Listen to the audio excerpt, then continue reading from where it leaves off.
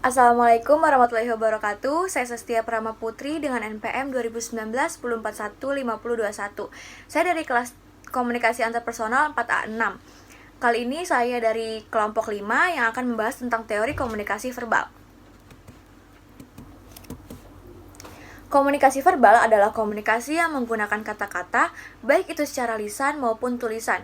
Komunikasi verbal paling banyak dipakai dalam hubungan antar manusia untuk mengungkapkan perasaan, emosi, pemikiran, gagasan, fakta, data, dan informasi serta menjelaskannya, saling bertukar perasaan dan pemikiran, saling berdebat, dan bertengkar. Jenis-jenis komunikasi verbal.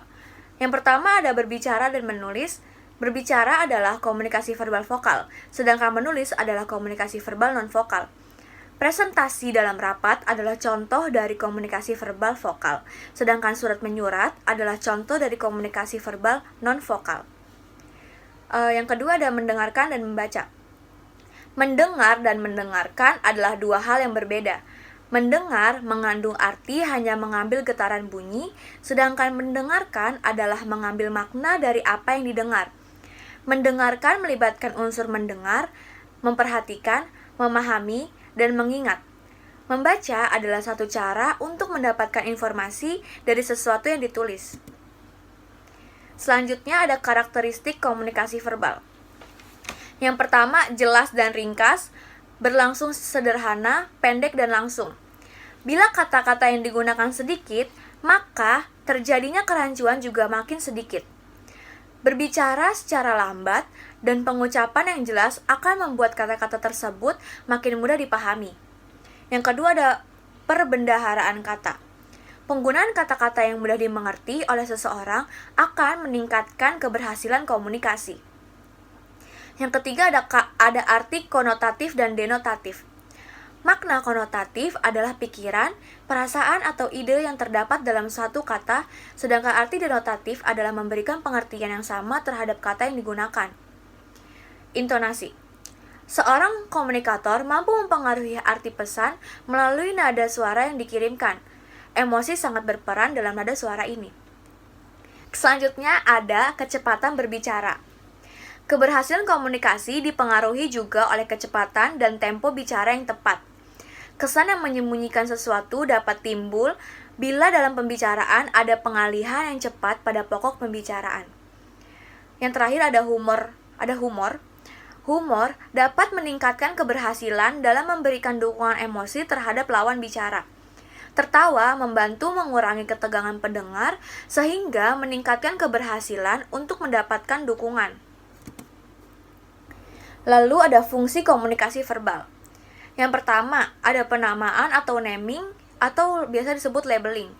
Yang kedua, interaksi, lalu transmisi informasi, pengatur pesan, artikulasi, ilmu pengetahuan, mengungkapkan perasaan, eksistensi diri, konotatif dan denotatif, membina hubungan, penambahan pembendaharaan, sederhana, pembendaharaan kata, intonasi, humor, ikatan kehidupan, serta jendela dunia.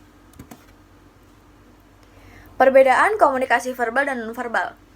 Komunikasi nonverbal yang dianggap lebih jujur jika muncul perilaku verbal dan nonverbal yang tidak konsisten, kebanyakan orang percaya perilaku nonverbal.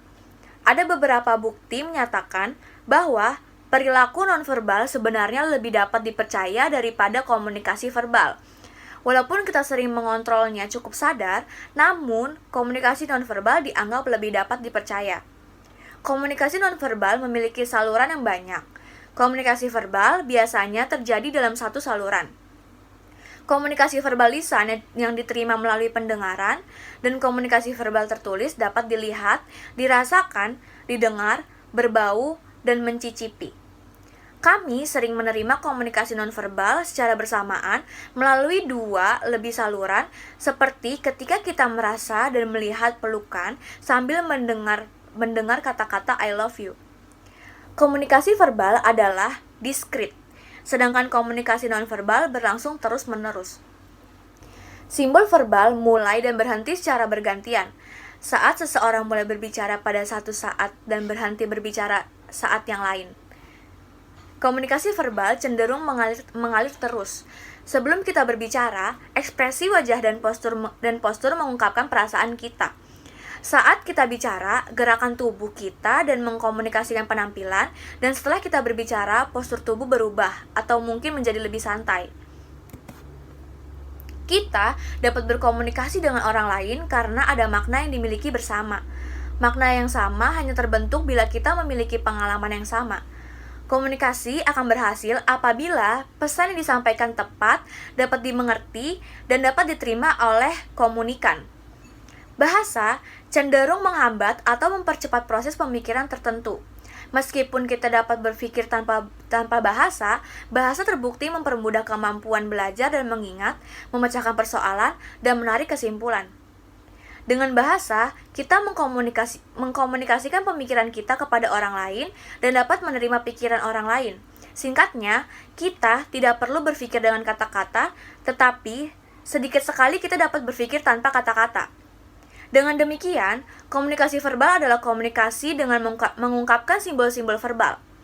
Simbol verbal bahasa merupakan pencapaian manusia yang paling impresif. Sekian dari saya, kurang lebih yang mohon maaf. Maaf bila ada kata-kata yang salah. Wassalamualaikum warahmatullahi wabarakatuh.